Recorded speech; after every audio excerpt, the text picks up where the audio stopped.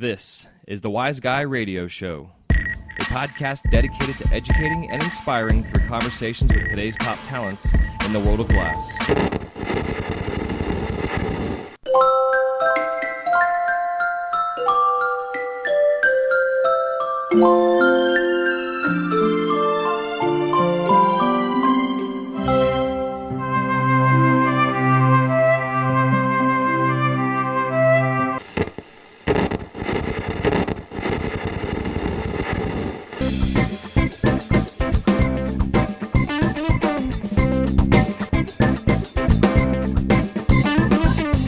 Hey, what's happening? Welcome to a Glass Blower's Companion, episode number 22. How the hell you doing today? Hope you're navigating this weather. We've been hot and cold and hot and cold and hot and cold. No wonder people down here are sick, outside of the fact that we're in the middle of a pandemic still. Oh, man, right now as I'm recording this, it's like 85 degrees, and we have a big cold front pushing through the area. I just got alerts on my phone that there were some tornadoes up north in Tallahassee. Fortunately, there was no injuries at all. Thank God for that. Lots of damage. And that storm is on its way down here to where I am in Central Florida. So that being said, today's episode is featuring Gina. Also goes by Glass by BoOts out there in the world of pipe making. She's known for her wonderful harvests of bounties of fruits and vegetables that she creates. She has an amazing, clean, beautiful line of work. I've been a fan of hers for a long time, and I've also wanted to get her on this show, and was excited to have her on. I did a little post on social media the other day on my Wise Guy Media Instagram page, which I've changed the name. I had it up as a Glass Blower's Companion, and now because I'm trying to just hone everything into one little space that I'm doing in the podcasting world, which is my Wise Guy Media brand, and also my other content for the pipe world and the glass in general. I changed the name. So anywho, I posted the other day, just because I'd been a while. I'm just curious what the community is looking for and what people need. And she responded on there about social media consistency, posting, and time management as well. So that was part of what her and I had got into in this conversation. And we covered it for a good bit of time. But really, it was just an overall just fun conversation. She is a wealth of knowledge, super talented, a fun, creative person, and I really do think you're going to have a blast listening to her and I talk about just glass in general. She shares a lot about her beginnings as a glass artist, kind of how things evolved into where she's gotten to now making the food that she does, and why as well. We get into topics of creating a narrative within your work, how she has a narrative, and how things have been evolving.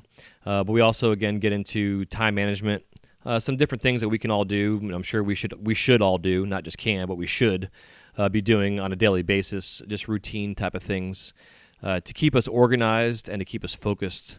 And also with the focus, we get into what the importance and also the conflict that we have as artists on being focused on just one specific thing. I know it's easy for us to bounce around from one idea to the next, but to get really good and find success in what it is that we do, it's so important that we just focus on one specific thing at a time, and we just wear the shit out of that one particular thing until we are beyond over it, but also to a point to where it's so well refined and developed that you can do it with your eyes closed. And then you jump to the next thing, because typically once you get to that point of refinement, it evolves into the next idea. So it's important to have a pad of paper next to you. I use Siri a lot. Well, now that I have these new the ear pods in my head, I can actually verbalize notes or ideas that I have on my torch to Siri to capture in a little note. Just the trick is to go back and look at my notes when it comes down to it. But we get into all those type of things. So I definitely hope you have lots of takeaways from this episode. And again, I'll have her links in the show notes for you to find. She goes by Glass by BoOts out there, and hopefully you're familiar with her work. If not, you will be familiar now. Also, as a reminder, we do have trade shows coming up. We have the Champs kicking off here in 2021 at the Gaylord Palms Resort from March 9th through the 11th. The FAM Functional Art Movement will be co-hosting this year's Glass Games as well, which their theme this year is Game On. They have a fun theme where they're doing having artists ideas they were giving for examples was chess sets, Monopoly boards with little pieces, game consoles, but they have to be functional glass. They're also giving the artists a chance to create these at home, and then they bring the art in to then be judged this time around. I think because of the space that they're in, mainly is why they're doing that. Not just because of COVID, but because the space they're in isn't really set up to have an open flame. It's a gigantic, all-inclusive, big resort. It's got a freaking waterfalls and a whole like rainforesty jungle area with paths. It's unbelievable if you've never been to the Gaylord Resort in Orlando. Typically everything around the Disney area is just crazy the way that they theme it and just overly spare no expense on everything they do. So that being said, again, that's going to be being held from March 9th through the 11th. And then our friends over at Glass Vegas are back this year for May 13th through the 15th. They're going to be over at the Bally's Hotel and Casino in Las Vegas this year. And that's as of now. If things change, I will let you know for sure. But as of now, they're holding that. So get ready for some trade shows happening again as we all continue to navigate what is a pandemic in our lives in the middle of 2021. Or I guess the beginning of 2021, but you know what I mean. So outside of that, I'm just going to let you get into the show. I am done rambling. I just got off the phone with her, and my voice is shot, and I'm ready to get my torch going. My kiln is my kiln's at temperature, which is typically what I'll do, turn the kiln on, get an interview recorded, and then by the time I'm done, it's ready to get to work. So I'm going to let you go, get my flame on. So in the meantime, if you could please, as I would greatly appreciate it, go leave a review for me out there on Apple Podcasts or whatever podcast app you are listening to this on. If you are able to, it is very beneficial for the show. It exposes everybody out there in the world to what our community is all about. It helps with the algorithms and all that kind of fun stuff within the technology of what is podcasting. And also it lets me know that you're listening. So I appreciate the feedback. If you'd like to get a hold of me, you can get a hold of me on email at wiseguymedia@gmail.com. You can also find me on Instagram at wiseguymedia. And you can find my personal Instagram pages of my glass art. My family-friendly glass is just J Michael Glass, all one word.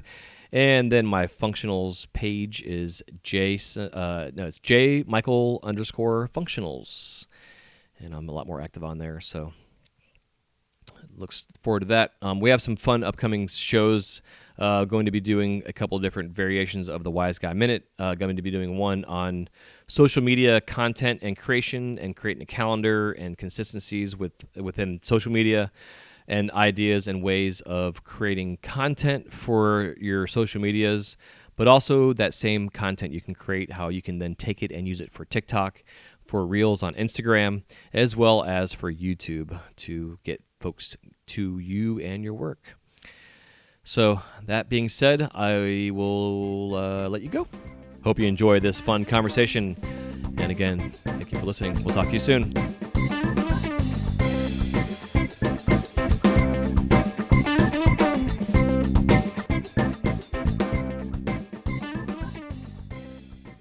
Hey, what's going on, Gina? Welcome to the show.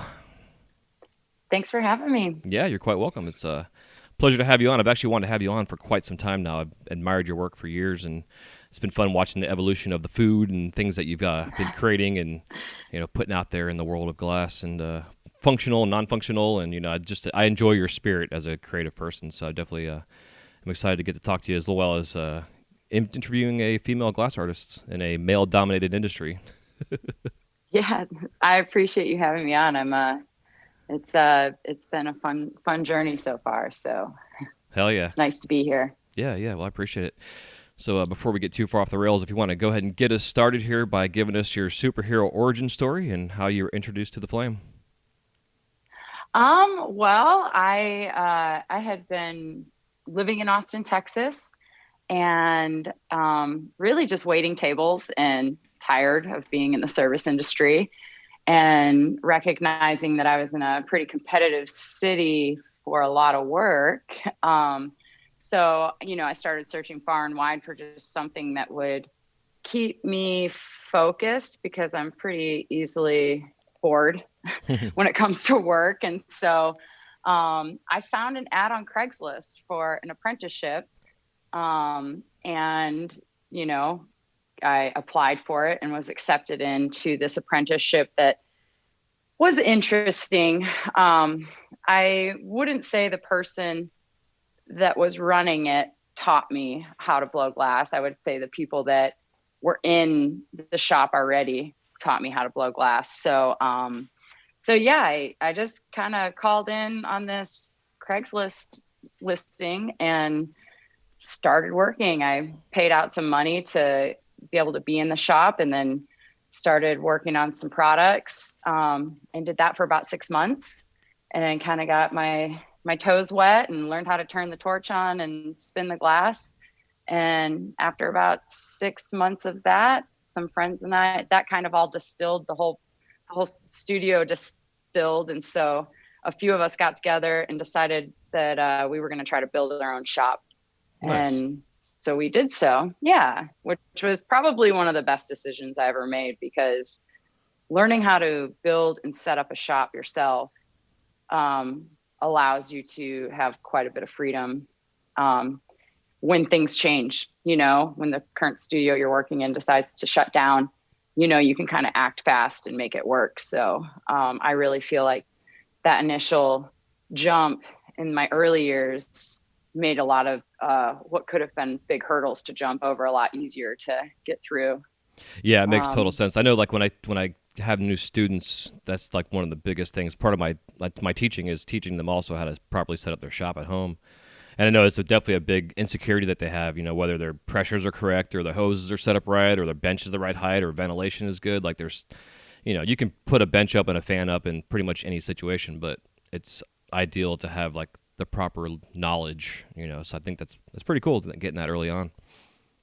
Exactly. I mean, and I'm sure we learned a lot along the way. Yeah. A lot of the stuff that, we're like, okay, well, we thought putting this little wall up was going to help our ventilation, but actually we think it diverted the actual use of our fans. And, like learning a lot of those things where, you think you're doing something right and testing it out and recognizing that you pretty much, diverted the air from sucking out of the studio actually, or, just interesting things. So, trial and error, especially back in the day. It was back in 2007, which isn't even that far back in the day. But there wasn't a lot of knowledge out there to find the right answers unless someone was willing to give it to you. So, yeah.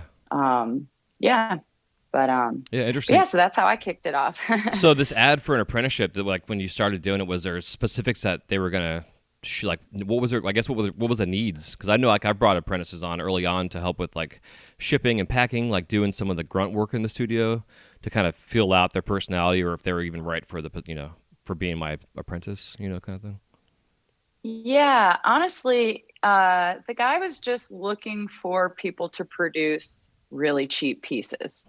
So, basically I started making little one hitters and made thousands of those. And then, after I wasn't making any money doing that, I'm like, I can only make so much money off of a $3 piece that you take 50% of that cost or that, the value and put it, so, I kind of pushed to start making bigger pieces so I can make a little bit more money. And so I started off with one hitters and then the spoon pipe and then little mushroom pipes. And then from there, I just pretty much, once I learned those little basics, our studio as a collective, we all excelled immensely because inside the shop, we were sharing these little tricks we were learning, because the guy that was teaching us knew just enough to get you on the torch to make a somewhat okay product. And so we were all motivated enough inside of the shop to share with each other how we were accomplishing new things, to the point that we outgrew his ability to sell glass, unfortunately. Interesting. So he knew how to sell really inexpensive pipes, just kind of almost like, competitive with the China market back in the day. And so when we started getting better and, needing more money for our pieces, or him, it kind of turned into, he didn't know how to sell, a wholesale pipe for $15. Yeah, He knew how to that's eight fascinating. dollars and under, and it was like, yeah, we could be doing, and he was just in an old way of thinking and how it was to, sell proto. Yeah, So, definitely. Yeah, and 2007 was a weird time too for the industry. That was like the very beginning of like one of the first big waves that we were having. And I know myself personally, mentally, having done this since '99 and doing production and doing quote unquote cheap production for a distributor I had. I was in that same boat mentally, like really trying to get myself out of the concept of having to do cheap production all the time. And then mhm. I mean, it honestly it took me up until, let's see, what have been 2021? I guess about 3 years ago, 4 years ago, I actually took 2 years off, completely making pipes. I made a couple here and there, but like in terms of selling shit, I just took time off just to give my brain a full reset. And then 2020 happened, and that really helped me focus on resetting my brain on, I don't have to do this production line because I can do this instead. I can make one pipe a day if I want. And then I found out that I actually love production. I love filling my kiln up with like wrap and rig Sherlocks. So I picked up, It's an amazing feeling, yeah, right? it totally is. Like there's some for me, like like I have my buddy Chris Piazza has a distribution company now, so I picked up a line of Sherlocks from him just for, I'm not full time at work right now either, so that's helping me supplement my income. But Hmm. and it's consistent too, which is like my job. So Yeah. it's helped me, but I can work when I want, but I can also crank out like 50 Sherlocks in 2 days, and it's like running a marathon. You get down to like 47 and like, fuck, I want to go home and I'm done with this shit and these things suck.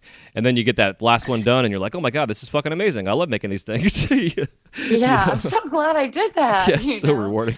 It's like doing the dishes, you Yeah. walk in, the sink's full of dishes, and you get it all clean and you like accomplished. Yep. Because you can work on a really nice heady piece all day long, or for 3 days, 4 days, and you're never opening the kiln up and taking out this like finished magical piece until the end, until 4 days later or Hmm. something, and you're just like, wow, like I don't feel like I'm accomplishing much, or you don't feel like you're really working that hard, but you are just, you just don't get that special prize until you're done a few days later. So Yeah, and hopefully get the there's, special prize when it's all done. yeah, I you know? know that's the worst. That's where I run into people where they want to get out of the proto game, and I'm like, be careful what you wish for, Yep. because it's kind of heartbreaking and can cost a lot of money. I'm like, always have that proto line in your back pocket, because if you're like, all right, that was 2 weeks of work that I've failed twice now on, and I have these bills coming up, or like Hmm.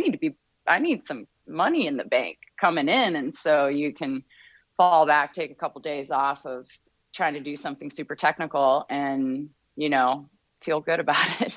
Yeah, and it's not. Feel Open up the kiln and have a kiln full of finished work that, you don't even have to question. Yeah, exactly. Yeah, because you make that $5,000 piece, and you're like, okay, now we got to sell this thing. Yeah.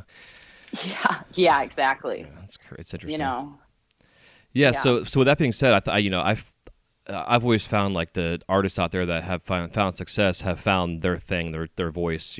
Like Mike Luna and his dragons, like just for an example. But he's made this consistent dragon look of this thing forever. That's become like a high end production piece for him because he may make one a week, but if he's making four a month and they look the same shape and it's different patterns, it's still quote unquote like a high end production end, type of thing. Um, and I find like with your work, it seems like you've have eventually got into this niche, which I want to kind of find out how you got to that point, to where you've been able to refine it, and then now here we are years later, you're still doing it, but you're also like completely expanding this concept of this, of your voice in a sense, so going from the early days of your production lines and then finally getting to a point to where you found this thing, like what was the transition from going from the production to where you are now with your work? I the first 2.5 years I started working with glass and making pipes, I had multiple jobs at the same time. So I was hustling hard, hardly sleeping, everything. All my spare time was going into glass. And I had finally decided that I was going to take the plunge and quit all my jobs and start working full time on the torch. And lo and behold, the week after I quit my job and was done, after my last day, I got into a car accident and got pretty bad whiplash, which kind of had me laid up for a while. And I'm just thinking, Jesus. figures, I quit my job and now I have this whiplash and I can't fight. And, I'm super sore and I keep getting these headaches. So I'm sitting lounging around on the couch, which is something I typically don't do. I was watching like the Food Network, and I saw a carrot on the TV and I thought, if you were in a pickle, you could whittle a carrot into a pipe. It's not just the apple, like my childhood, Yep. And I thought, you know what? This is what I do for a living. This is like my sole way of making money. And I'm like, the next time I'm in the shop, I'm going to make a carrot pipe. I'm like, just because it's not this like, I was doing line work, reversal spoons that I was totally really making them unique and then not being able to sell them because other people were using like Golden Gate tubing, and all these line worked reversal spoons look the same, but like, and then mine looked different, and I still couldn't sell them for nearly the price that I needed for them. So I knew something had to change. And I like went into the shop though the next time I went in the shop, and I made a carrot, and it was the hardest thing I had done. I'd never done anything sculptural. And of course I made like the biggest carrot I've ever seen, because at the beginning I had a hard time making anything small. It's like I made a carrot bigger than you would ever find a carrot in nature. I'm like, what was I thinking? But because I'm just trying to taper this tube down, and Right. I'm using like China amber, and I'm like, well, how do I make it orange? Okay, I need to throw white frit inside of it. And then it just became this big thing, and I have to have 3 leaves on there. I can't just keep it basic. And so needless to say, I made that one carrot, and although it was one of the most challenging things I had done, it felt so good to make it happen. And so then I made 6 more, because I'm just like, all right, well, I'm going to fill my gun case up. And then I started thinking, I can make a pepper, I can make a strawberry. Well, I definitely have to make an apple. And that's how I started making fruits and vegetables. That's kind awesome. of out of boredom and curiosity. And I made that one carrot, and the rest is history ever since, and that was before Instagram. So, I was just taking cases to shops, and they were buying it up. And I had one local shop that actually had 3 shops. They were just like, bring us the garden and we will buy it. We don't have anything like this. And so it just drove me to want to try new things, and new fruits and vegetables. And now I have a garden. That's amazing. Yeah, I think what's Yeah. key to that whole thing is that you actually took action. Like I know there's so many times, like just as creatives, we get these. I've had 100 million ideas in the shower that were like my next $1 million idea, and maybe like 1 or 2 of those things actually came to fruition because I took action on it. Okay, it was a realistic type of thing. So you took the action, you made the piece, but then you're like, fuck, this is awesome. So you made 6 more instead of just making one and then moving on to the next thing. And I think with artists in general, it's so difficult for a lot of people to stay focused on that one specific thing. They want to just jump around. Like I have a student right now, he's been working with me for I think 6 months now. You think this guy's been blowing glass or working with glass for a couple of years. Like it's incredible to see. He's 50 years old. He's found this new passion for some fun thing. He's got a full-time job, so it's like a side, passion project for him. But he's at a point where he's like, okay, so I've learned all these he's been working on multiple different sea life pieces, and he's like, okay, now I need to recoup some money for this investment. Where do I focus on? And I'm like, well, why'd you get into this to begin with? That was like my first thing I asked him.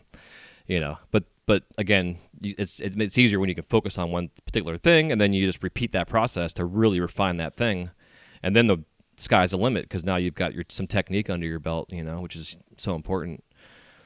So Yeah. And I look back at my old pieces, and I remember just from the day I started making produce pieces to like a year later, I'd go into some of my shops to reload them up. And yeah, I would be like, oh my gosh, that is a horrible representation of like what was in their case. It would be like, that was a horrible representation of how well my work is made now. And that was a big defining moment for me, because as a creator, I think we're really good at being hard on ourselves and not giving ourselves credit for the how much we've evolved and how much we've refined our work. And so I remember I walked into one of my shops and I was making these apple slice, like kind of stone pipe pieces. So it looked like the apple was cut off on both sides. You could see the inside. It was just a cool stone pipe piece. And I saw the very first two pieces I had made, and I came in and it was just like an eyesore, because I had gotten so much better at making it look like it was actually just cut with a knife, opposed to me actually like slapping this collar on and trying to flatten it and make it look all like one piece. And I just remember telling them, like, thank you so much for buying these pieces that I still see in your case, because I opened up my gun case and I'm like, because now they look like this, but you invested in me and saw like potential. So it's like, I thanked my shops for even seeing past my trial and errors, and like, just the you helping me evolve my work, because if they didn't buy those pieces, I might not continue making them. So Yeah, absolutely. It's such a big thing. yeah. My last guest actually had on, we talked about that, and I never, like, he had brought the same thing up, and it was something I never thought about in terms of like gaining confidence in your work. And if you can look at the perspective of the shop owners investing their money and their hard-earned time into your work early on, when your shit looks like shit, Yeah.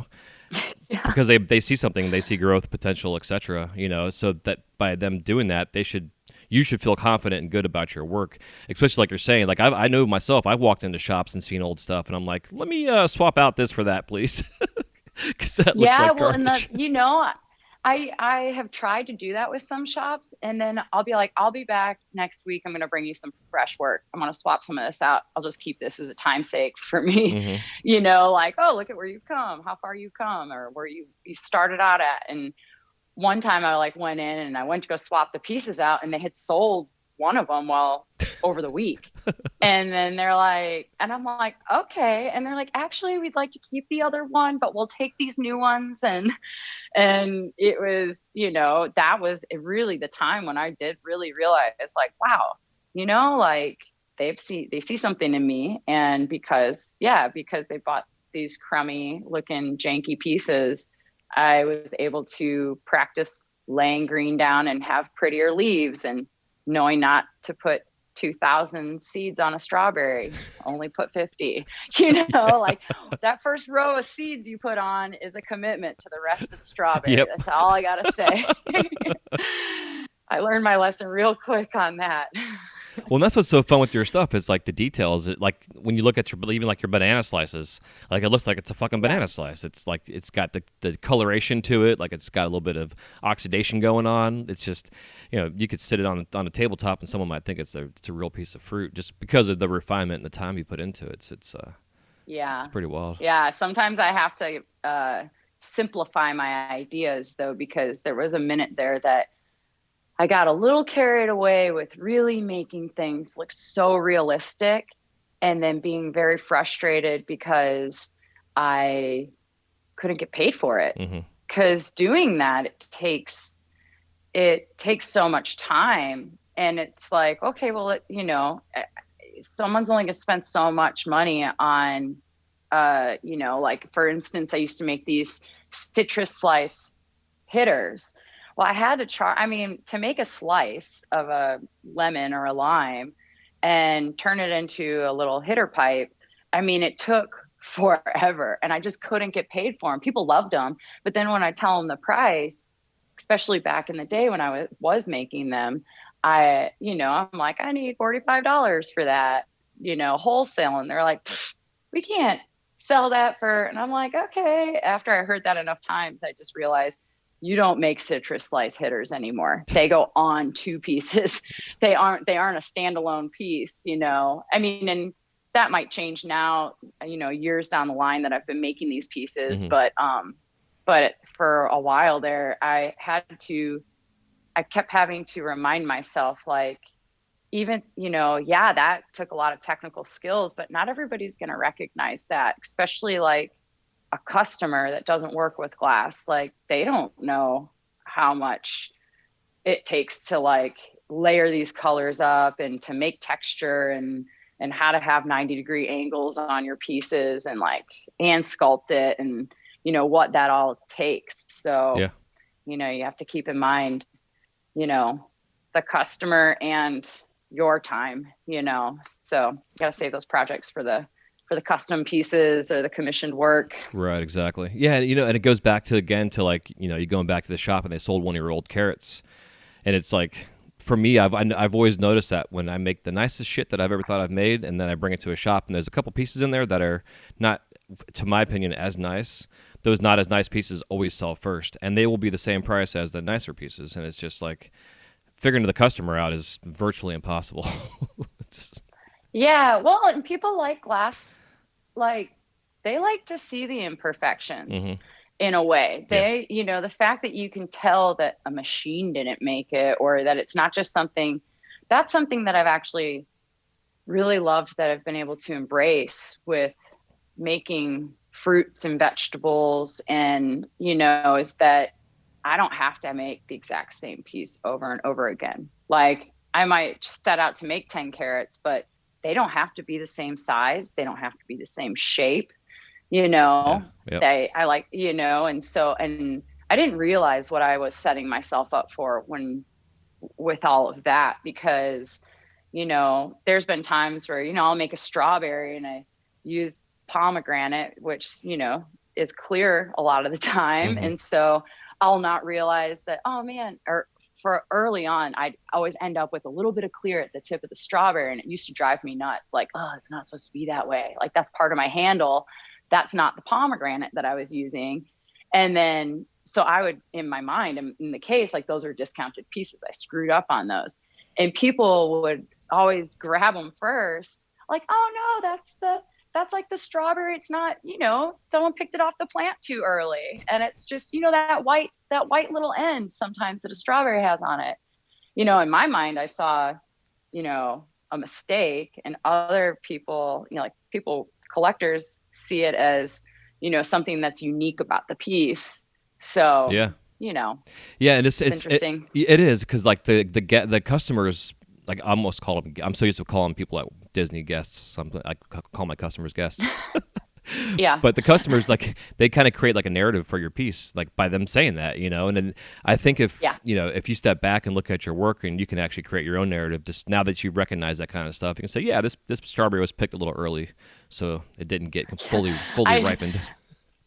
I definitely do that, like, especially trade shows, and back in the day also, when I would pack up a bunch of cases and go to shops, I would always, if anything looked different, or if I used a couple different colors, or something looked a little more dull, I mean, like, so these were harvested 2 weeks ago, and since then we've had a lot of rain, and these were harvested yesterday, and so we've been experiencing a drought, and that's why these are a little different, or whatever, like, come up with a little storyline of, like, the harvesting time of my fruits and vegetables, and why they look different. But at the same time, I think it's so important. Like, I've had artists negatively come back to me about me personally wanting to create narrative in my work, and I love telling a story. Like, my entire life, like, I grew up with my dad being a storyteller, and I've always loved telling stories. It's one of the things that's drawn me to Disney, and as an artist, but also just like the lore of Walt Disney himself, and being a storyteller and creating this narrative around what drives your passions, or what this thing is that you're creating, and again, allowing the customer and the consumer to help to direct the narrative itself, in your story. It's so important, and I think it allows not only creativity in that aspect of writing a story, but it also helps to take your work in a specific direction and a focus. Yeah, definitely. And then you can really wrap something around this, and then you can also potentially sell it for more money, because now you have this thing that has a life to it, in a sense. And exactly. I think it's pretty cool. Something I'm going to do in one of my short episodes soon is going to be on creating narrative, just because, again, I think it's crucial. especially now with social media, and that kind of stuff. And Yeah. with the social media post, something I wanted to talk about was, yesterday I posted on my Instagram just asking an artist, like, which I like to check in just to see what people need, because that's what I'm here for. I'm here to help kind of fill in some gaps on knowledge or whatever, out there and help the community out. So a lot of it, including yourself, was time management and consistency in social media postings and stuff. And something I've done this year, which I did last year, and then 2020 happened and everything went to shit. So I just went with the flow in a sense on things. But content creation is key, but also having a calendar, a schedule, and you see a lot of times specific genres within the Instagram world will do like Motivation Monday or Flashback Friday or Throwback Thursdays, that kind of shit. Yeah. And so what I've done, because I actually have like 7 Instagram accounts, but I have 4 that I specifically work with and run for myself and for my wife and I and for our other podcast. So I sat down the last 2 weeks ago and just wrote out just all of my Instagram pages, and then wrote the days of the week, and then wrote down this is the theme for each individual day. And it's helped me to then understand that I've got a phone that's got probably 4,000 photos in it, whether they're from 2 years ago or they're current pictures. So I can go through there and create a specific folder within my photos that I put pictures into that I know those pictures are going to be used for this specific Instagram, and they're going to be posted on these particular days of the week. And there's a couple apps out there too that I don't remember what the hell they're called because I haven't gotten them yet. I used to have them back in the day, but it allows you to kind of pre-post things and schedule things. Yeah, exactly. But it also allows you to organize your Instagram.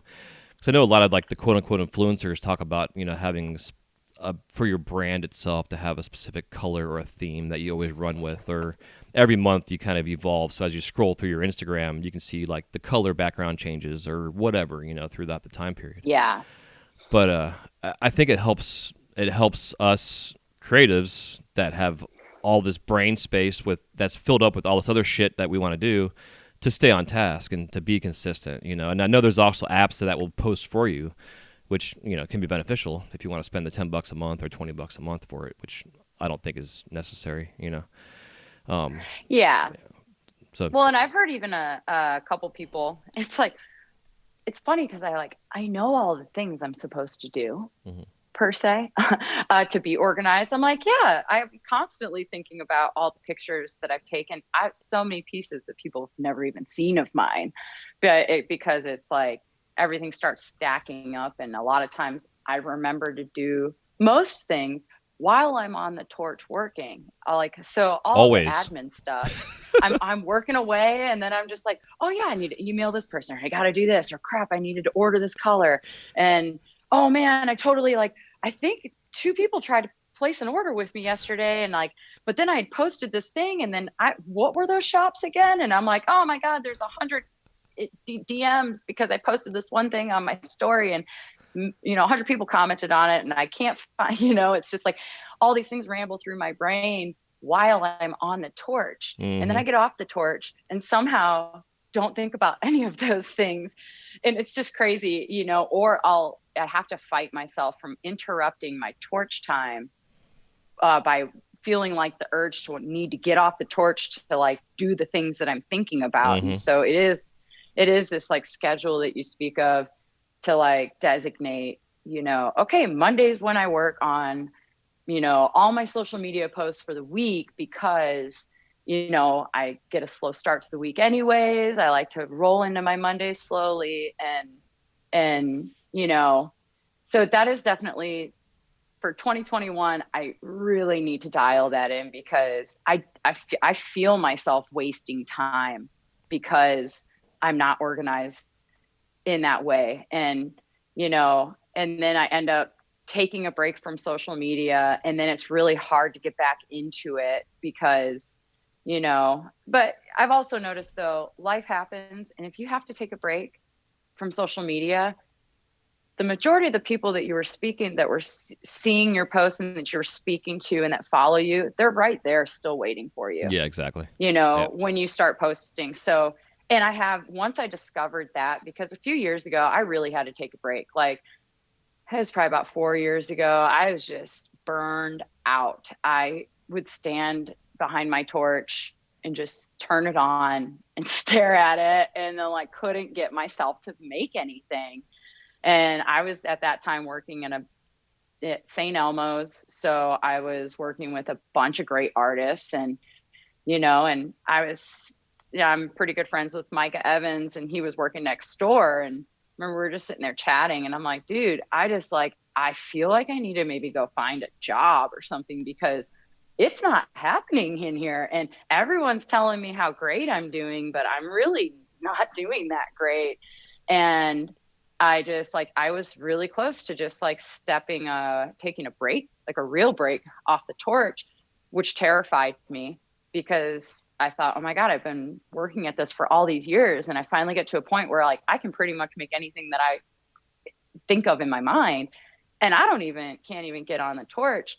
And so I just started eliminating a few things, like feeling the pressure to constantly post on Instagram and engaging, and feeling the pressure of like, oh, I have to, show this me evolving as an artist constantly. And, part of it was like going to trade shows and feeling defeated when I didn't have a good show, but I put all this time and effort preparing for the show, trying to get out there. And now I'd be going home and like, didn't really sell much.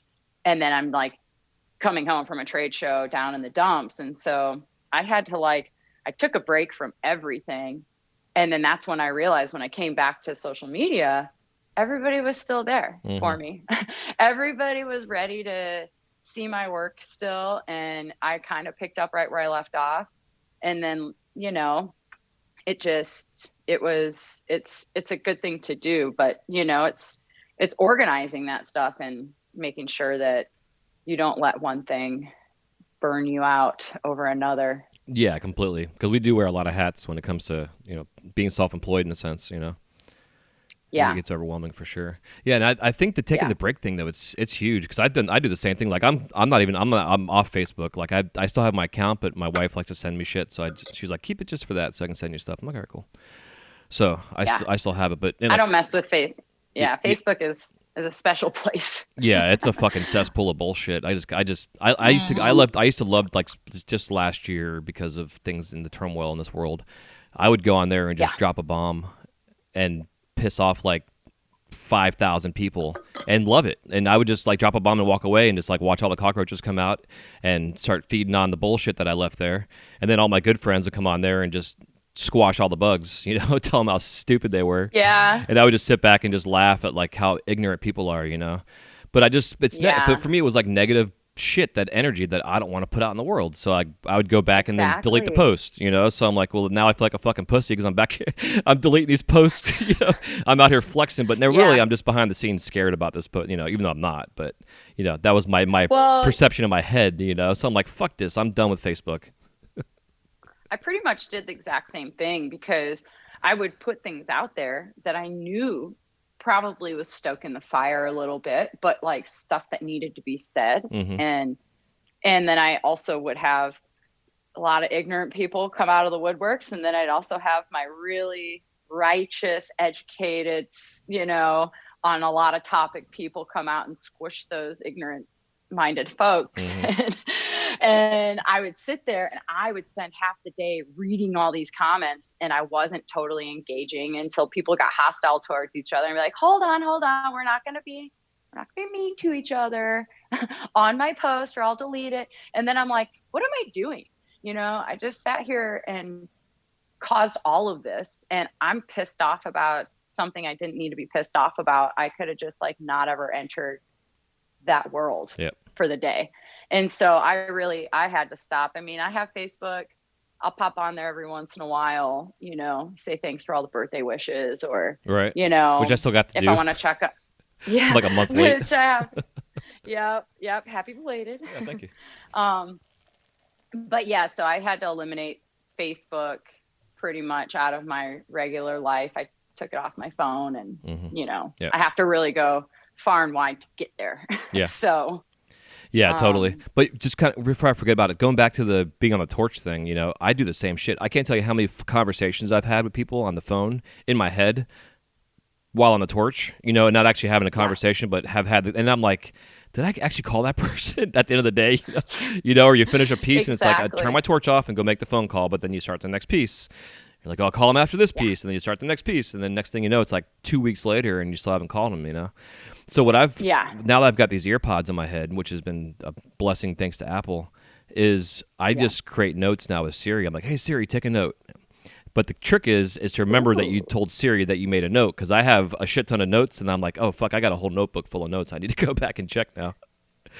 But it's been beneficial. I'm a silly person. I have no relationship with Siri at all. Like, I've never used her, like we aren't friends. And I feel like I need to build a relationship with her, because she probably could help me out a little bit. Yeah. Now that you're saying like, oh, taking notes and stuff like that. So. Yeah, it's beneficial. I do it for text messages and everything now. It's pretty nice to have that technology at our grasp. It's very beneficial. I also always have a clipboard with the pen next to the bench too. I do a lot of it for doing sketches and quick notes for pieces, but it's also a good spot. Like I remember when Pandora first came out for music, and I was like listening to some random music would come on, and I'm like, who's this? And I'd have to, like, on my bench, like I would have with my graphite pencil, I'd have all these names of bands and written down for things. All my sketchbooks at the top right corner, random pages are definitely musicians from when Pandora started, and I'm a Spotify listener now. Yeah, so same. I like listening to full albums, and I mean, Spotify provides me with a lot of great music. So yeah. But yeah, same thing, like, well, and that's like, I always have to have a sketchbook next to my bench, because a lot of times I'll be making stuff and then I'll figure something out, how to do something different. Like, oh, I'm going to try it this way and do it. And then it will unleash this like avalanche of ideas. Like, oh, well, then I could do this and I could do that. And I'm like, you better hurry up and write this down, because in 2 hours, or you might forget in a few days, like, what was that idea I had? And, because when they come to you, you got to put them on paper, because as much as you think you're going to remember, oh, you're not. No, never. You're not going to remember. I mean, I was just the other day thinking I haven't been sketching that much over the last year or so.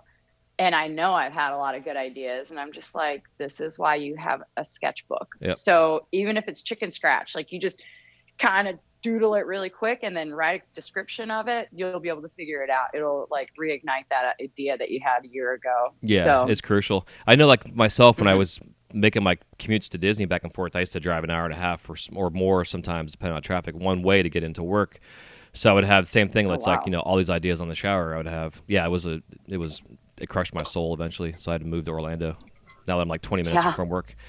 But I would just do like quick little audio notes to the same thing. Like, I'd have these ideas, and it's like, man, I know if I don't record this right now, I'm going to forget it. And a lot of it was content for the podcast too. So it was very beneficial. So, but again, like, I can't tell you how many times over the years I've bought planners and I've used it for like 2 weeks, and then I forget that I had the fucking planner, and Yeah, you don't get them with the actual dates in them. You always get the ones that you can fill it in. So you're like, well, I got this one back in 2019, and now it's 2021. I'm going to rip out those front pages, or just start it. You can just fill in the dates, because I pretty much had to put my foot down on buying those things. Like, you just buy notebooks, no planners. Yeah. Like, you'll create the planner within the notebook, because it's kind of ridiculous. I start off good with great intentions and then fizzle out, because it is. I do think it's because, there is so much to take care of, and it's like, that is one more thing to do, but it's the one thing that is actually going to probably give you more time by planning it out. Oh, so. Big time. Yeah. It's like having a budget for your money. It's the easiest thing you can do, but also the most difficult at the same time.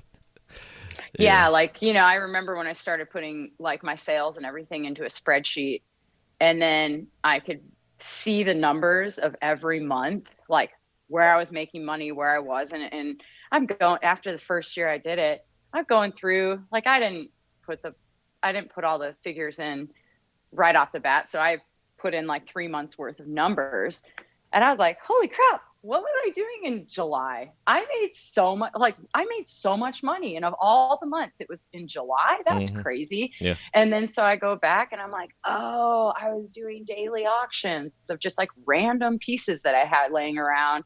And I wasn't concerned about making top dollar. It was like, I was concerned about selling them at, just kind of like getting them out into the world, because for me, I do end up having a lot of pieces sitting around that I don't think are good. And then 2 years later, I look at it and I'm like, why is that still sitting here? Like, it's a perfectly good piece. But for whatever reason at the time, I felt like, oh, this is not a good piece. I can't sell that. Then and I think see it 2 years later and it's like, whoa, wait, where was my head? Why yeah. did I think that wasn't good? I completely agree. And I think it's part of the stigma in the industry about having first quality work and not selling anything but first quality work. I think that's how it should be if you're asking a specific price point for your work. But like right now, I've got a couple prototypes. I got these new monkeys I've been working on for one of my shops. And it's a new thing for me. So I'm like, I've got these little prototypes laying around and they function. They look great. There's no cracks in them. They're kind of funky looking, but I know somebody would love to have this in their home to use. It's it's an affordable something I could sell.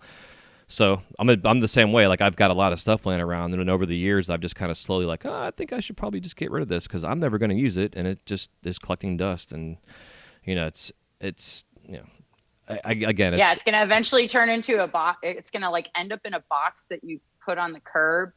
Somebody finds jackpot glass box, like what I have done before in Austin, Texas. Like the curbside finds are pretty awesome here. People get rid of really good stuff, just put it out in front of their house. But I've definitely put like a whole box of glass pieces out that have just been like sitting around the shop, totally, collected dirt and dust and whatever, and like clean them off a good bit and be like, I'm just going to put a gift out there today.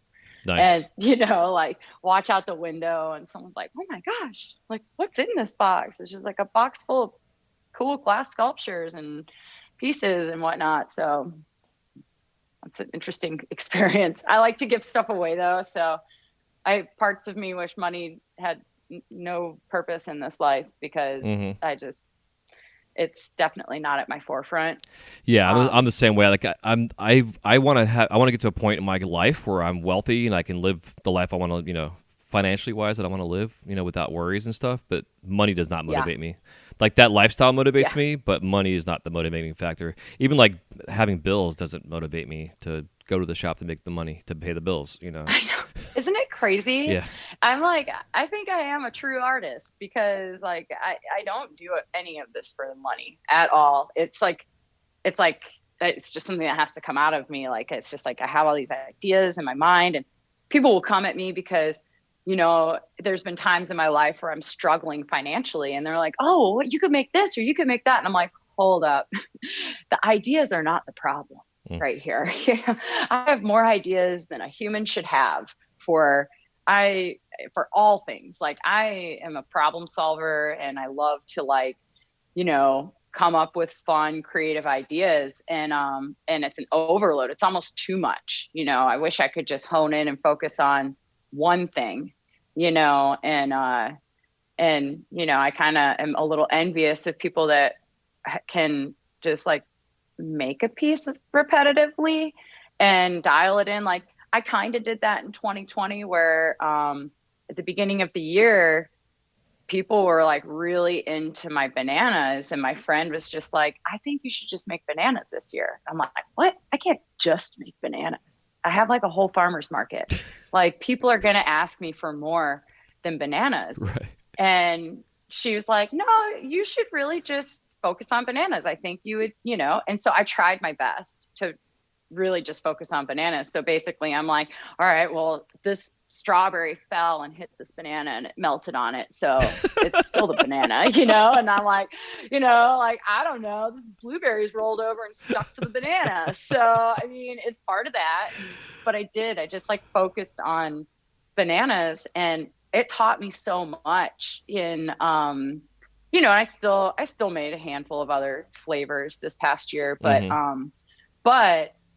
I finally got a little taste of kind of focusing in, honing in on one product. And I had to say no to a handful of people that were wanting other things like custom pieces. And I'm like, oh, I'm kind of just making bananas this year. So unless your piece involves a banana, we're going to have to hold off for a minute, you know? But it's like, I can crush my bananas out so fast now with, you know, and because I've dedicated that much time and I've gotten better at, you know, turning them into rigs and then being able to elaborate on top of that. And now it's brought a different level of confidence in making other style of pieces that aren't bananas. Yeah. You know, so. Yeah, I think it's critical. And for me, a couple of years ago, I was started thinking about like comparing like the glass world to like the fashion industry and how the fashion industry has like seasons. You know, every day have quarterly seasons of fashion based on whatever the temperature is outside, you know, or the weather's changing and whatever. So the fashion changes too.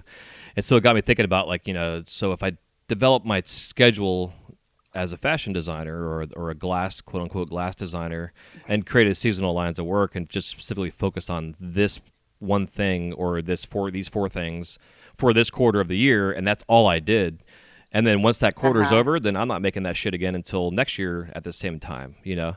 And it's, you know, I think it creates a little bit of FOMO for your following out there too, but it kind of also lets you have some relief at the end of that quarter and then some excitement when you get back to that time period of the year. If you can keep that consistency going. I tried it and it's not easy to do, but it's like this year, you know, I think 2020 allowed me to reset things. And so this year is where that focus is on the seasons. So that's where my monkeys now are coming in for this quarter. Yeah, you know, a couple of years ago, I tried to implement that with my work because let's face it, fruits and vegetables, they're all seasonal. Yep. And certain kinds of produce are in season at different times. And so I tried to create this, which I'm still haven't thrown this idea completely away, but I tried to like push the idea of the CSA basket, which is community supported agriculture, which everybody has in their community.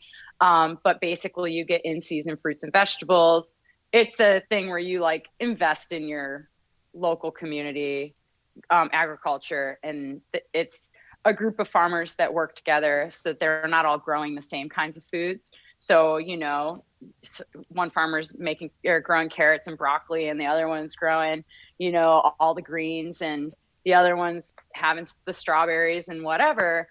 Well, so like I was thinking like trying to create these CSA baskets, which are seasonal. And so it was just like, yeah, you can sign up. And if you want to sign up for a spring and fall basket, you know, we'll say for a smoke shop, well, you're only going to get the things that are in season during that time.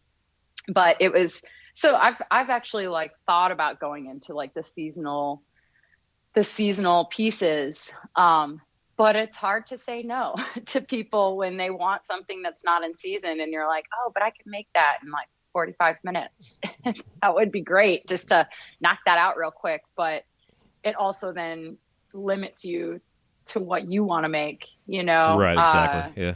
Or, you know, keeping you from being creative and working at like dialing in some stuff, you know, that you want to work on. You know, there was a minute I was making a bunch of radishes and turnips and stuff like that. And I was in beets and I was really having a good time and people were really loving them. And then, I mean, I think I made them for a while, for like a year or so. And then I haven't made a beet or turnip or a radish in a hot minute. And they were on fire when I was making them. But it was like, there's just so many fruits and vegetables that it's hard for me to zone in on that seasonal work. But, you know. Yeah. I definitely see the benefits of it. Yeah. I think, and you know, when you're we're talking about trying to, I guess, organize our schedules and our existence in this little bubble that we have, you know, I think for yourself, it sounds like it'd be very beneficial. I think for any artist out there, you know, that could potentially have a thing, you know, it's interesting when you're within a niche, a very small niche of a industry, you know, the pipe world within the glass world, within the art world, you know, but then you go even further down so where like you're in the fruits and vegetables of the pipe world, of the glass world, of the art world, you know, and then you can really even make that even smaller and fine tune it down to seasonal stuff. And it sounds like it'd be very beneficial and something you would find success in too. like you're saying, like, Yeah. you have 30 smoke shops potentially. You could line up and have like a subscription thing where, they're getting their weekly box of goodies in the mail and they're gonna go home and cook it all. Yeah. Well, what's cool about like even that, like, you know, this like a CSA program is you invest in those agricultural groups at the beginning of the year, right? And Okay. then that way it provides like the farmers the financial backing to jump any hurdles that come along their way, right? So say all of a sudden they're like, oh man, we haven't gotten rain for a month and a half. Our crops are going to die, but it's okay because we have all of our financial backing and we can bring in, you know, water trucks Hmm. or we can afford to water our farm. And so like it's also this, like if you're a part of the subscription and you like figure this whole thing out, like it could be like, oh man, you hit that, like, man, I just had to take a whole week off of work because, you know, my kid was sick, or, you know, I had a family emergency, and it's like no sweat off your back. I mean, there's a lot of ways to go about it, but Yeah. in my mind, you know, but that's how those even work just within the community. But yeah, you know, I, I definitely, the seasonal thing, I'm like, it's already almost the end of January. So, Which is ridiculous. so I'm like, you know, we have 2 more months left in this first quarter. You know, I'm like, we're through winter almost here in Texas. I mean, we had 75-degree days. So I feel like spring is right around the corner. Yeah, I think our So high maybe today I'll is like start. 85 today we're having, and then it's gonna be like Yeah. in the lower 60s tomorrow for the highs. So Yeah. Uh-huh. yeah, Yeah. But yeah, so dialing it in and doing the seasonal stuff is definitely on my forefront. yeah, I think it's a great idea, and I don't know. I would love to see you move forward with it, and I think surrounding yourself with people that will keep you accountable for that kind of stuff and keep you on tasks is Yeah. very beneficial. It's one of the reasons I started my Patreon group, just for a smaller community that we can all keep each other accountable within. Same, Yeah. same kind of idea. Yeah. So speaking of being the end of January, as we were talking yesterday, you said you've taken pretty much the month off and haven't worked because you're a wild ass. I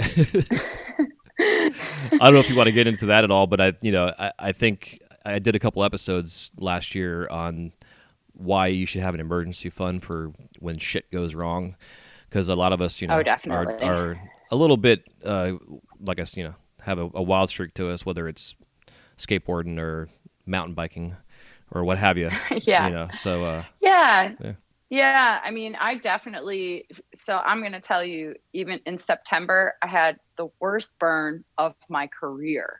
I stuck my hand in the flame, and that, my palm of my hand right below the pad right below your thumb, that whole pad got like of my palm went in the flame, Jesus. and it was gnarly. I mean, it had me off. I was off the torch for about 3 weeks. And it's the worst burn I've ever had. And it's crazy because it didn't hurt, because it burned right through Yeah, everything. it never does. Right? It's Um, like it's For me, yeah, it's like I'm like, extremely cold, almost feeling yeah. at And so I'm first. sitting there like, oh, I'm going to try to finish this piece. It doesn't hurt. And I'm like, my mind of all these years of experience was like, get the piece stable, stick it in the kiln.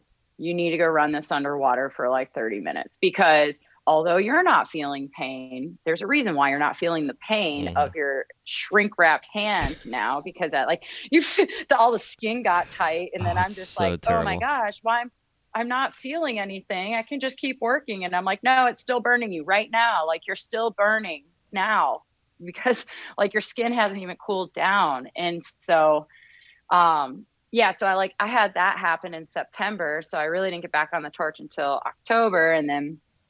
Um and then worked for about a month and a half, 2 months, and then my shop shut down.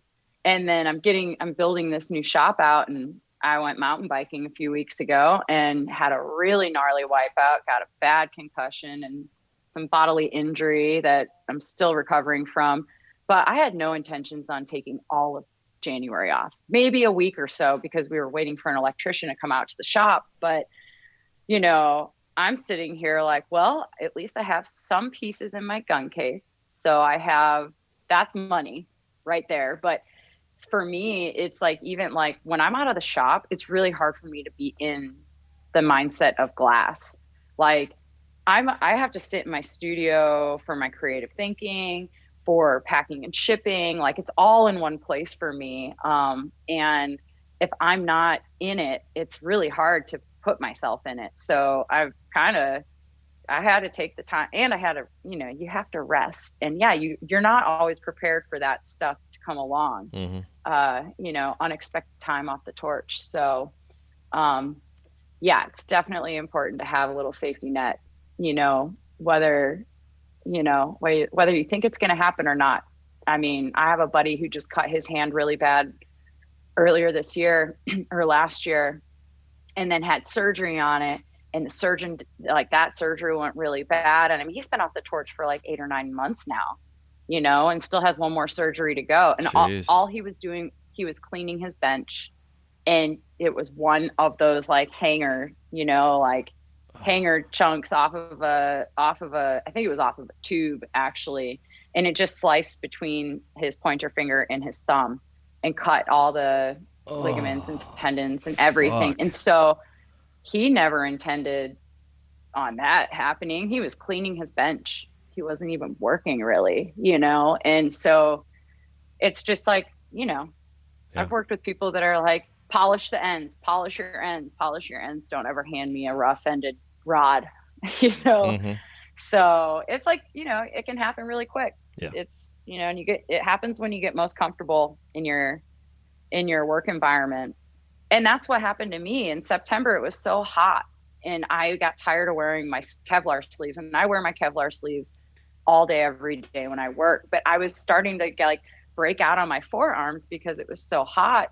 So I stopped wearing them for a while, and I apparently do this move where I bring my hand under the torch and I do it to cook in some leaves on my strawberries.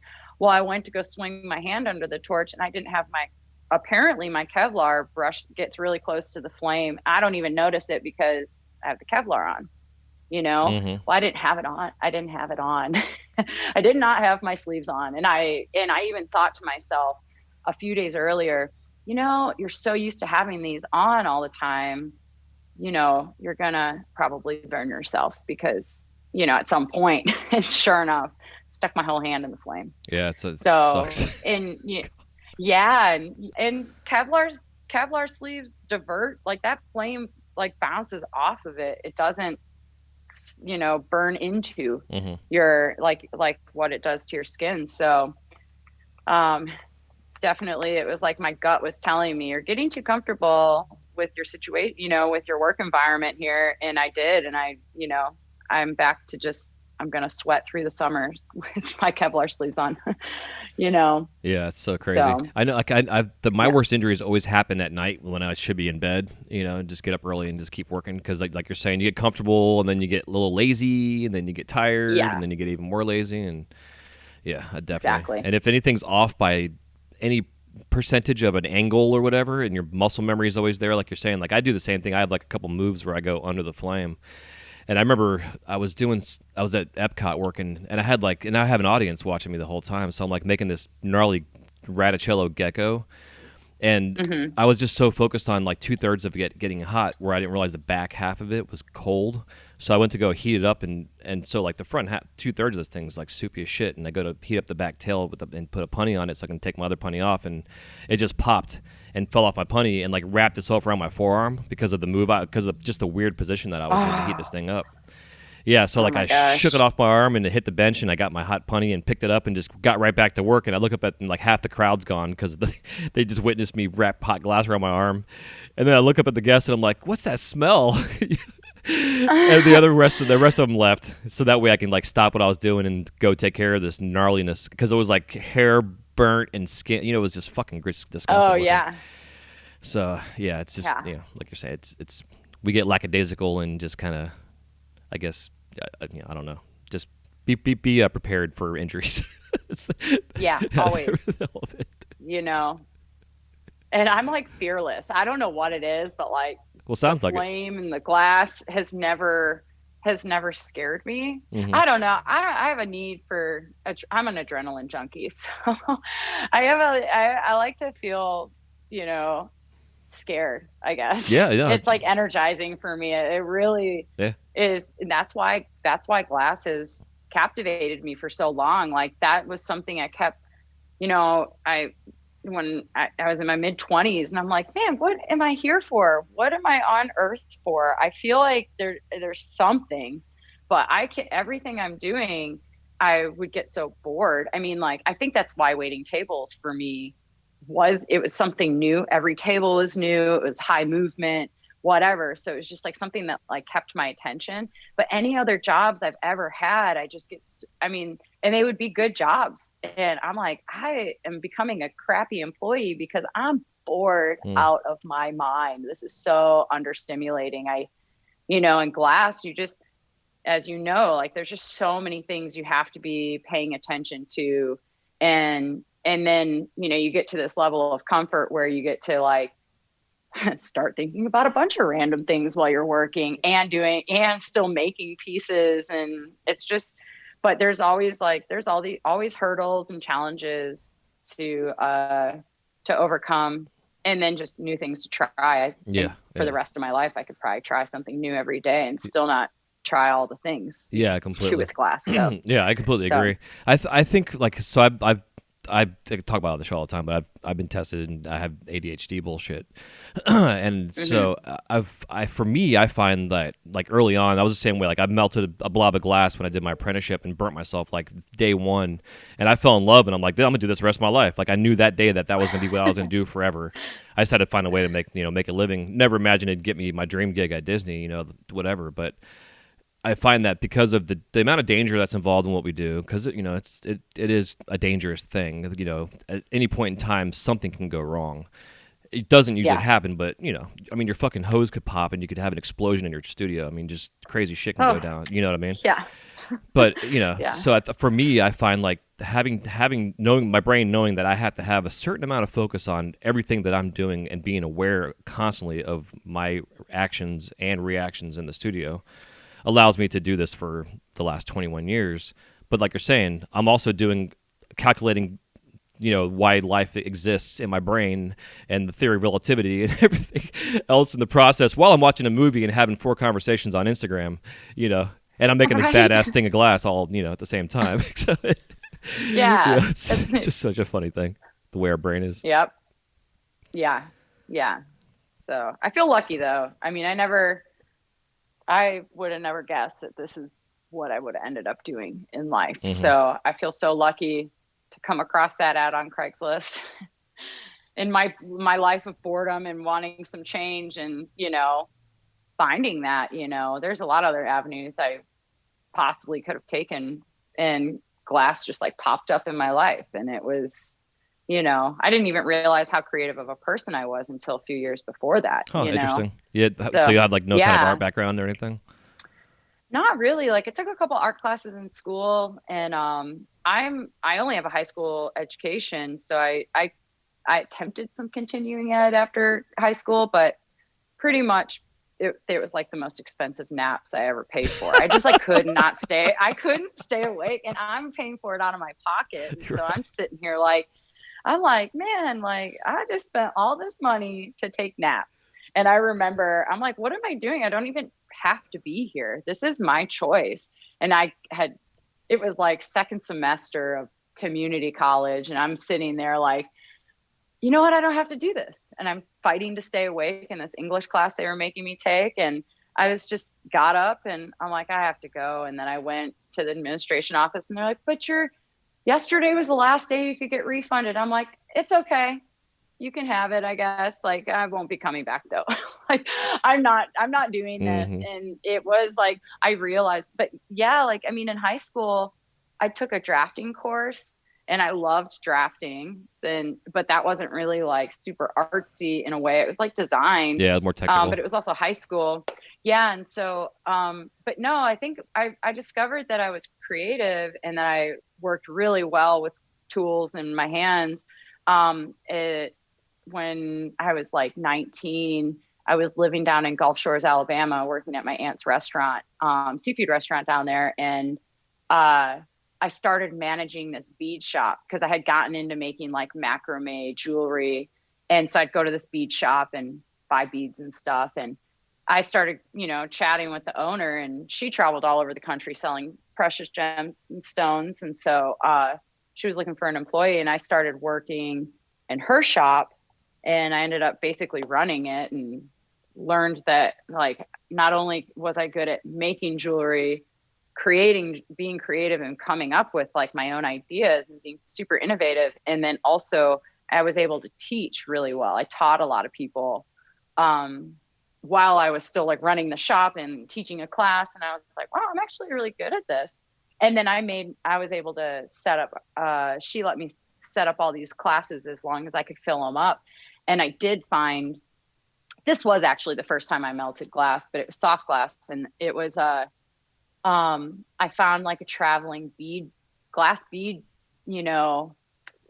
making class. And so this couple would come up with their trailer, and I managed to get enough people to sign up for that class. And we made glass beads on mandrels. And I thought that was so cool. I had my little map head torch, and so we had them set up on these folding tables in this tiny little bead shop. But yeah, and I think that's when I like not only working for her as a small business and a creative person herself, I saw like, this is possible. You can have this crazy idea to open up a bead shop and it work. And, which to me was a great experience just to see, but it also showed me that I myself was creative, not just good at customer service and managing, multitasking and stuff like that I actually had something too. So yeah, and it's interesting those little things that we do like that. Like I worked at Subway for 7 years, and I never thought it was like in high school, after high school kind of gig. I ended up running my own shop and had employees and stuff, but I didn't think at the time that I was actually learning skill sets that were going to benefit me 20 years down the road. Yeah. I learned production because I worked at fucking Subway, because we just did prep in the morning and cranked out sandwiches all day, throughout the day. Yeah. And so I'm doing that now with my pipes or anything I'm making. Yeah. That's the same thing. Yeah, exactly. Right. It's good skill sets. And the macrame thing's funny too, because I did the very same thing. I had my first little business, quote unquote, was called Heavenly Hemp Designs. And I used to do macrame jewelry, and I had two female friends, these little hippie chicks I was really good friends with that worked at a little smoke shop, and they had a huge like jade and amazing beads and stuff. So I'd go in there and buy the jewelry and do custom necklaces or whatever, and then sell them to friends and stuff. And then I eventually started doing glass, and then made my own pendants for them and stuff. And it's an interesting path to take. But again, you're finding creativity within yourself, which is huge. Yeah. And I'm grateful for all that, and seeing and just being exposed to like the fact that, you don't have to have these like this big grand plan to start a little business. And like my little glass, starting glass, like I seriously never thought it was going to be my career. I thought, wow, this is really cool. And I really love doing this, and I could see myself doing it. But, I didn't think it was going to be like everything for me. And it turned into that. And then on top of it, I had no idea how much traveling it was going to bring to my life. Yeah. I for sure, when I started, thought, well, this is an anchor. Like I'm definitely going to be in one place. And then little did I know, I'm like, you just throw your torch in a Pelican case and grab some glass and tools and, maybe some extra regulators just in case. And you can pretty much go anywhere. Yeah. So I've had a friend of mine say we're like strippers. We can take our skills and go anywhere and make money. Yep, that's right. I mean, I've traveled, all over this country for sure. I've traveled to other countries to blow glass, and it's just, it's taken me a lot further than I ever thought. And it's kind of been nice because I've had family, some family members, like aunts and uncles and stuff that, man, it's like every time they would ask me, oh, how's it going? Like with pipe making and stuff. And they always expected me to, be like, oh, I'm struggling or whatever. And for so many years, I kind of felt a lack of like respect or seriousness being taken by people. Mm-hmm. And now it's like 14 years later, and it's kind of, it's taken me to other countries and traveled all over, and they're like, wow, you sure travel a lot, you're all over the place. And I'm like, yeah. It's like, and are you still with glass? I'm like, yeah, that's what I do for a living. I am a pipe maker, and more than a pipe maker. Right. But I always like to say that to them, because I'm like, you guys didn't think that this was going to take me anywhere, and that I was just some little like stony baloney, kid trying to, play it cool. But I'm like, but people haven't, they just don't understand how much time and effort actually goes into doing what we do. Yeah, I completely agree. It's not a party. It's like a lot of 12 to 14 hour days back to back to back, to the point of like, yeah, it's a lot of work. So I always laugh at work when guests always ask me, so like, how long? Because like they'll come in the morning and then they come at night to buy things, and then they see I'm still sitting there doing my thing like 8 hours later, and they're like, how long are you? What? You're still here? And I'm like, yeah. It's nice because I'm like there. I get told to go home, but when I'm in my own studio, I'm working 15-hour days, and I go home when it's time to go home. Yeah. And they still don't understand. Yeah, I built a shop out. I built a shop out at a little cabin I have out in Michigan. We have a family cabin, and so for the last 2 years, my family will come up there, like extended family, and they're all on vacation for a week. And I'll go up there just to beat the heat in the summer here, and they'll come out, and I'm like, boy, you sure work a lot. And it was like a 6-hour day or something, and I'm like, y'all have no idea. I'm taking time off to spend with you. Mm. Like, this is the shortest days. Like, I'm barely getting any work done because I'm only in there for 6 hours. I'm like, cause there's all this preparation before you even make a piece, and, having people pop in and out or whatever, but they're very like blown away at how much time is spent, working. So, it just takes time. Yeah, absolutely. Yeah, that was one of the benefits this 2020 was I was forced to take 2 weeks off we were all forced in general. Once Disney closed, I was like, okay, I guess I'm off for the next 3 months. But my wife had to get quarantined from work being exposed to COVID, so like her and I were just like, okay, well, we got 2 weeks to lay in bed. And it was like that was when I began to do my reset. She actually made me stay. I didn't have to. I probably should have anyways, just because she's exposed. But because I wasn't going anywhere, I was going to my studio and home, so it wasn't like I was going around anybody. But the fact was, like, my brain was still on I have to do everything today because I only have 1 or 2 days a week to do what I do outside of work. So I was still in that mindset. Like, I'm off now for the next 3 months probably, and I'm getting everything done today. And she's like, no, you have like the next 3 fucking months, dude. So I took those 2 weeks off. But it's still it's interesting. It's a weird dichotomy when people don't really understand that, for one, it costs us a lot of fucking money to open up our doors to our studio and turn on the torch. It's like a minimum of $10 an hour just to work. It's like, you make $10 an hour at your job. Well, it costs me $10 an hour to create what I create every day. And then the amount of time you got to dedicate to put into it. So it's fun making your family feel guilty when you're hanging out with them. Well, it's just like, to me, they've had a certain view of like what my life is and my career is. And to kind of be like, yeah, I don't just work a measly 6 hours a day. I don't clock in and clock out. I'm not done by 5. I mean, sometimes, I'll get into the shop at 9 and I leave the shop at 11:30, 12 o'clock, like midnight. It's like, so it's a full day of work. Do you find though that a lot of work, those long days, because I know myself personally, like I'll spend 12 hours in the shop, but like back in the day I would spend 12 hours in the shop, and when I also had shop mates and stuff, and I maybe got like 6 hours of work done. Where like now I get in the shop and it's like, okay, I'm actually in here for 12 hours and I'm on the torch for 10. I'm taking little breaks in between things and stuff, but like, it's a whole different focus. It's the weird differences with working by yourself and working within a studio space too. 100%. I mean, I'm an easily distracted human. So when I'm in a big shop, that is one of my biggest challenges. And, sometimes I have to like put my headphones in, put sound cancellation on, and like, don't let my peripheral vision even like work, because, it's so hard for me. But currently I'm in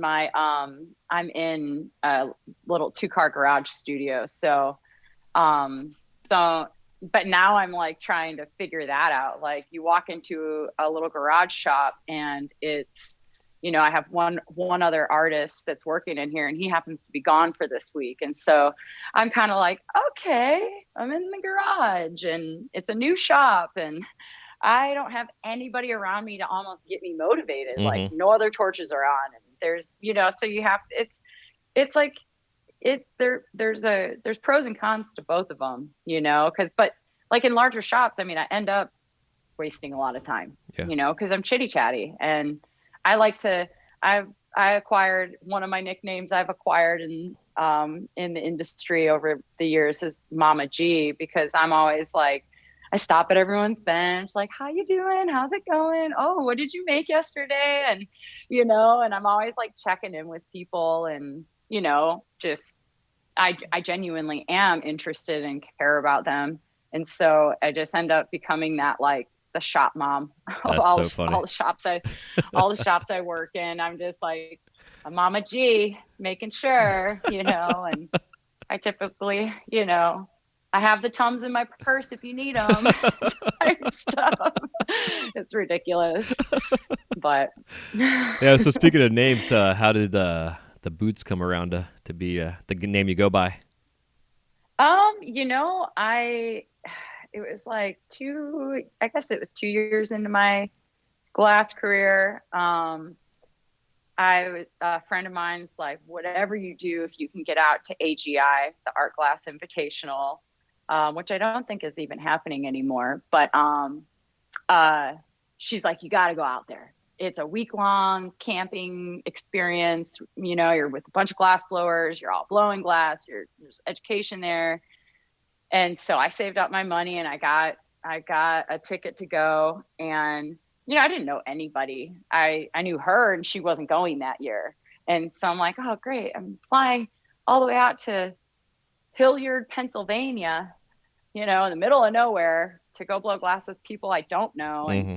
And I was so new into the industry. And so I asked her, I was like, what's the one thing you wish you always had, when you go to this event that you never bring? And she's like, rain boots. She's like, bring rain boots. She's like, it doesn't even have to rain. The morning dew is so thick, it takes half the day for it to burn off, and yada, yada, yada. And so I'm like, okay, great. And sure enough, it was so wet out there. It was crazy. So, but it was hot.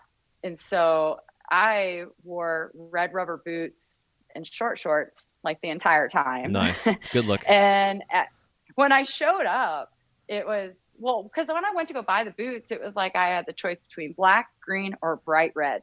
And of course I went with the bright red because I love color, and, and so, but yeah. And so I wore those the whole time. And when I first showed up, I had like my little nickname, and it was Sun-Kissed Glass, because I'm like a beach bum and I love the sun and all this stuff. And so I was like, oh, I'm Sun-Kissed Glass. Like, the sun kissed my glass, blah, blah, blah. That was my nickname that I came up with for myself, which I felt weird about doing anyways, because I'm like, oh, I created this nickname, or like this under, my glass name. And so I'm there, and I mean, people just started calling me Boots by the second day because I had the boots on. And then it's like one of the last days of that event, and I'm sitting around the campfire with Pogo and Slinger and Salt and Bertoni, and they're all like, your name's Boots. Like, and I'm like, no, that's, you got, and they're like, no, it's official. Your name is Boots. Your glass name is Boots. No one's ever going to call you anything different. You are Boots. And I'm just like, whatever. Nobody knows who I am, whatever. And so that was the year, that next year was when Slinger was releasing Degenerate Art. And so I'm here in Austin, Texas. And so his film got into South by Southwest. And so I said, all right, well, when you have your premiere out here, and you're at the festival, when I said, if people are still calling me BoOts, at these parties that are going to be happening in town, then I'll keep the name. Then I'll like officially own it. Even though for the entire week, that's all everybody called me at AGI. Mm-hmm. And so I'm like walking down the street to one of the big parties, glass blowing parties at one of the smoke shops in town. And I'm like half a block away, and all I hear is BoOts, BoOts, and like people start screaming my name. And I was like, all right, I guess that's the name I'm gonna go with, because it stuck. That's and so funny. That's where the BoOts name came from. So it was given to me, which makes me feel a little better about it, I guess. It was something I guess I earned. So that's the thing. It's the rain boots. That's so fun. Red rubber rain boots. Heck yeah. And it goes, again, it goes along the lines of your audience creating the narrative for yourself, in a sense, like with your work. Yeah. It's funny. Yeah, definitely. I love it. Yeah, thanks. Yeah, hell yeah. Well, I think it'd be a good spot for us to take a quick break, thank some sponsors. Cool. And then we'll come back and crash the kiln. Beautiful.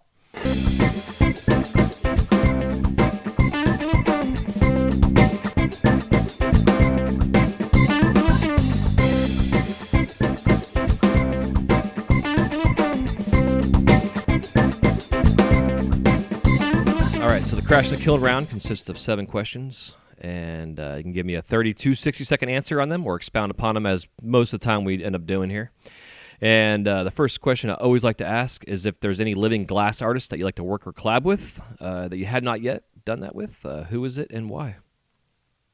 I would love to work with Joey Malakias. Mm-hmm. We have talked about doing work together in the past and just have never really been able to connect in the shop. So I would love to work with him. I love his sculptural work. He is just, I'm envious of his work. So it would be an amazing experience to mash up some of our pieces together. So yeah, that's definitely someone I'm the number one person on my list at this time. Hell yeah. Yeah, he's a great guy. To work with. Yeah. Yeah, I met him, God, I think it's 4 years ago I met him. We met in person and stuff, and then came on the show and had a great conversation. And it's just his perspective and just to have his perspective and then create what he creates in glass, like, it's like the Tupac head he just recently posted the other day. Mm-hmm. It's just, yeah. He's all about just spending the time to figure shit out to get what he wants. He doesn't give a fuck about what anybody else thinks. He's like, I'm doing this for myself, and I hope you like it. He's always pushing it. It's just, and he's also, like I say, he's just a great human being overall. It's just, yeah, he'd be a lot of fun. 100%. Yeah, we've I got lucky enough to hang out a little bit in St. Elmo's when he was in town one time working with Lucan, working with Salt, and so. And right at the end of his stay, we were like, came up with this idea, but definitely didn't have time to make it come to fruition. So, it's always been in the back of my head, like, man, I got to get back in the shop with him so we can make this piece we've talked about come to life. So heck yeah. Hopefully someday. Yeah, absolutely. What are your top 5 favorite colors in glass? My top 5 favorite colors in glass are the North Star Chartreuse, pomegranate, shamrock, Momka's lemon yellow, and apricot. Nice. Yeah, apricot's a fun color to play with. Yeah, it's tough. I like it a lot. But it's fun, yeah. I do a lot of layering with it, so I use it for, kind of making more organic, mixed up stuff that, mixed up looks for the insides of my fruits and veggies sometimes. Yeah, that's one of the things I love about your work is you have like a core to your pieces. It's not just like a surface layer. You have like depth to, even if it's hollow, it looks like they're solid, just like the layering that you do. Thanks. Yeah. No, you're welcome. Let's see. Well, I was going to ask you your worst injury in the studio, and you talked about that earlier, melting your hand off. Do you have anything else outside of that?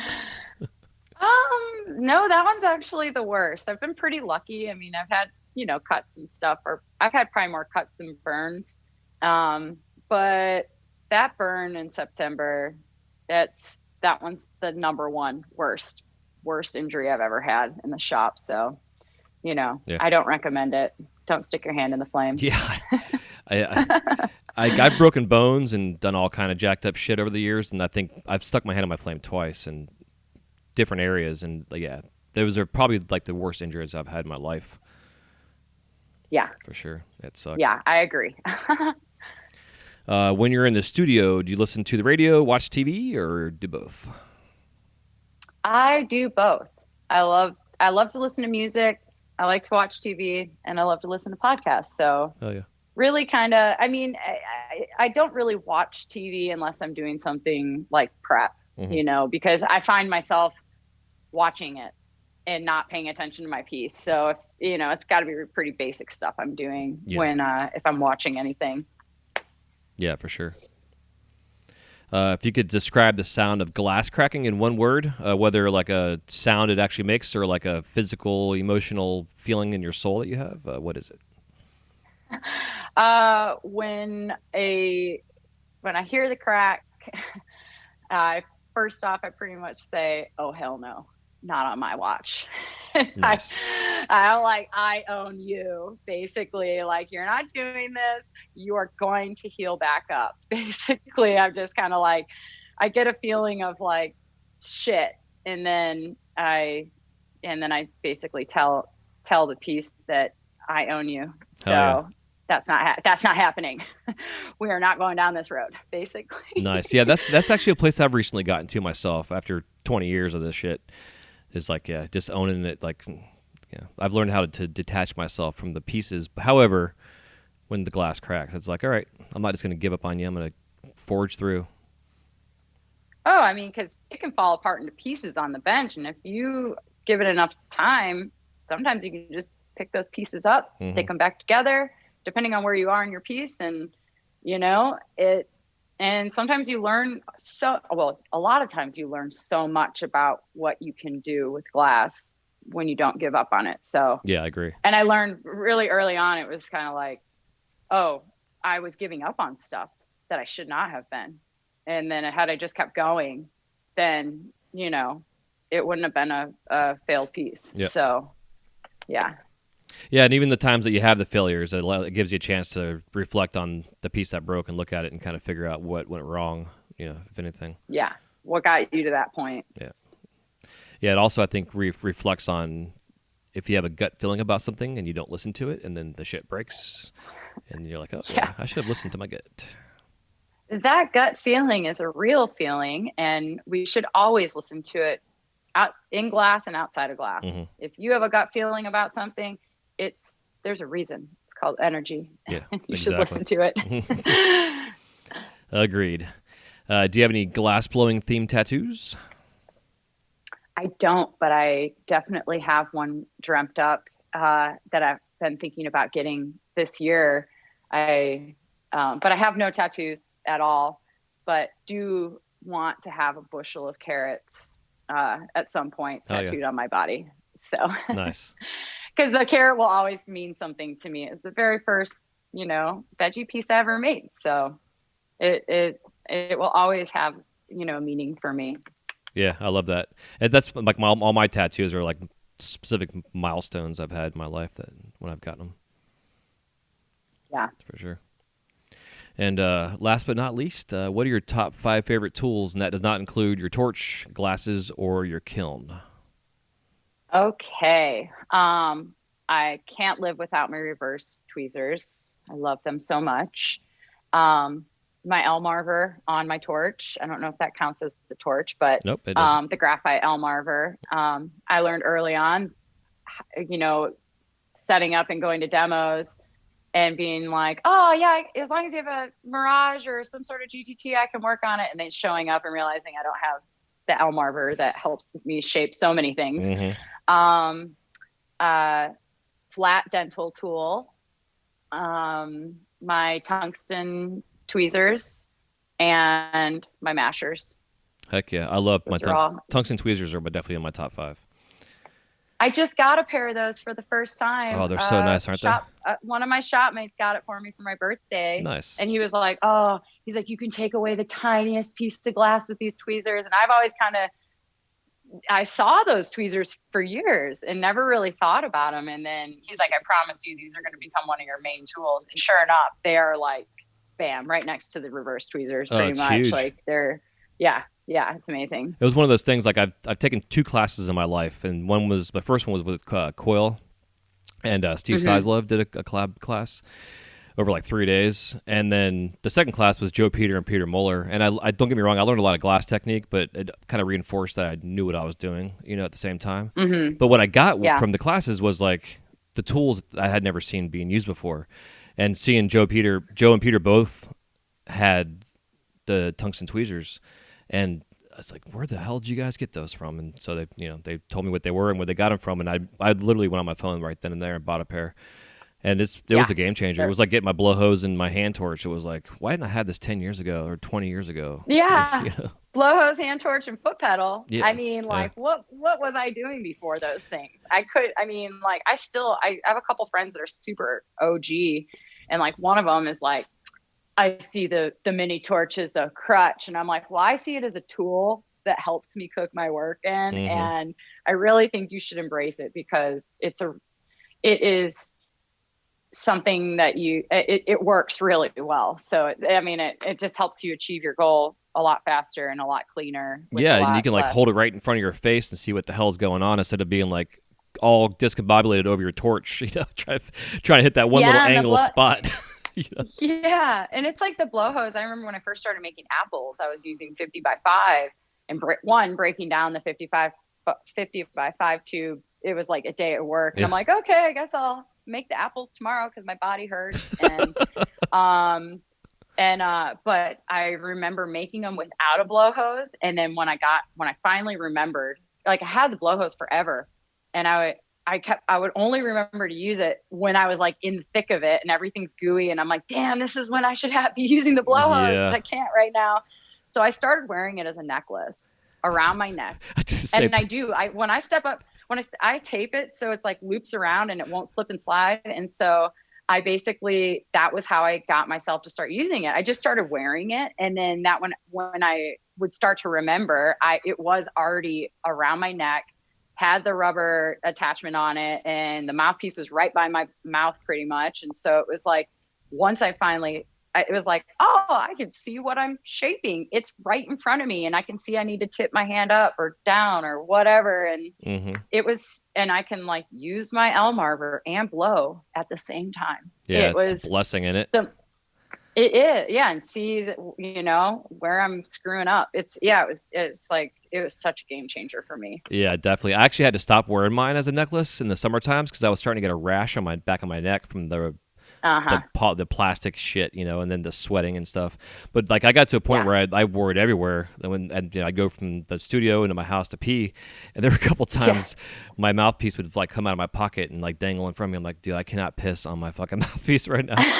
so I had to get in the habit of like just taking it off when I go in the house because I would just not even thinking about things, Yeah. So funny. Yeah, for sure. That's good shit.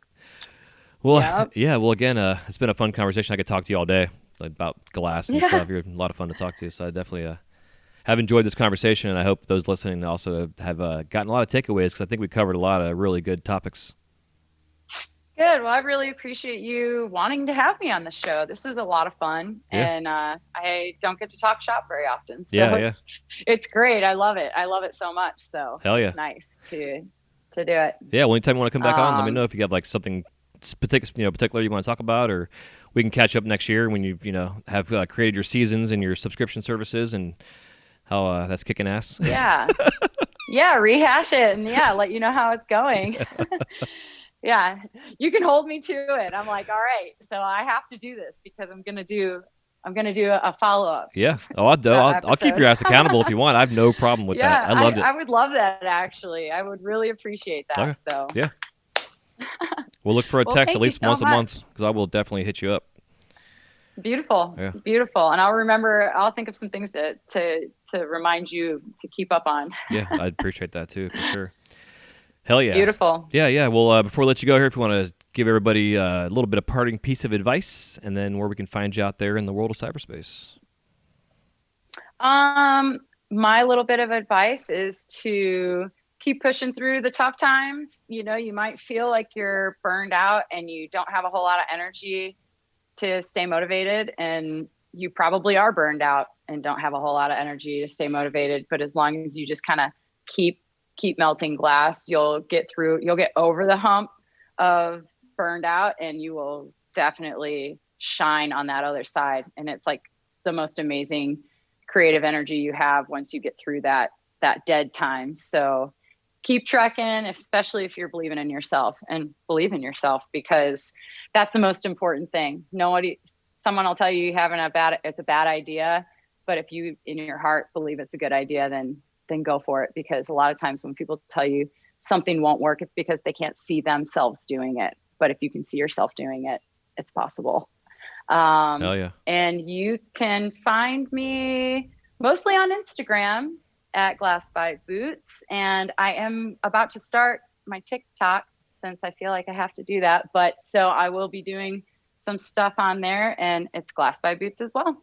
Fantastic. Yeah, I think a lot of us are starting. I have had an account for a while so that my kids can send me videos and stuff. And I posted like one little video of just like my torch, and I'm like, yeah, I guess it's definitely beneficial. And it's something that I'm going to be doing an episode on the reels and the TikToks, and just different ways that we can take advantage of the fact that everything is now virtual in a sense. It's eventually going to go quote unquote back to normal in a sense. But I think the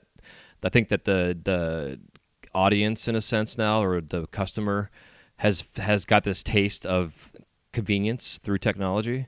I think it's definitely something we all got to take full advantage of and ride this next wave, because I think that right now is the very next beginning of the next wave of what we're about to see. And it may not come to fruition over, it may take 2 or 3 years, but it's the beginning of it. So get ready for it. Yeah, definitely.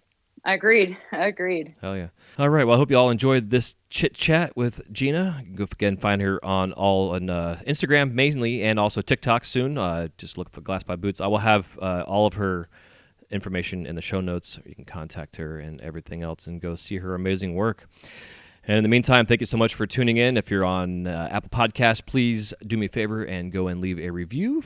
A 5-star if you can, and also a written review. It helps the show get noticed and helps the algorithms out there with all the bullshit and the technology, and expose the show. And if you're not on podcasts, the Apple Podcast, you can find the show on Spotify, iTunes, wherever you're listening to it right now. Some apps have a way of leaving a review, but if you can also go to Apple Podcasts on the websites that out there, I guess online, you can go out there and leave a review somehow. But that being said, it definitely helps out the show, and I do appreciate it. Also, you can find me over on Patreon if you want to help support the show. For as little as just $1 a month, you can jump on there, become part of our little tiny community we have growing, where we are all helping each other out. I am doing weekly conference calls and meetings and coaching calls and tutorial videos and all kind of things that you can only get on Patreon. So come check us out, patreon.com/WiseGuyRadio, since it's the old name of the old podcast. I have kept that on there. And other than that, again, thank you so much for tuning in, and we will see you next time. Love you so much. Take it easy. Happy melting. Peace.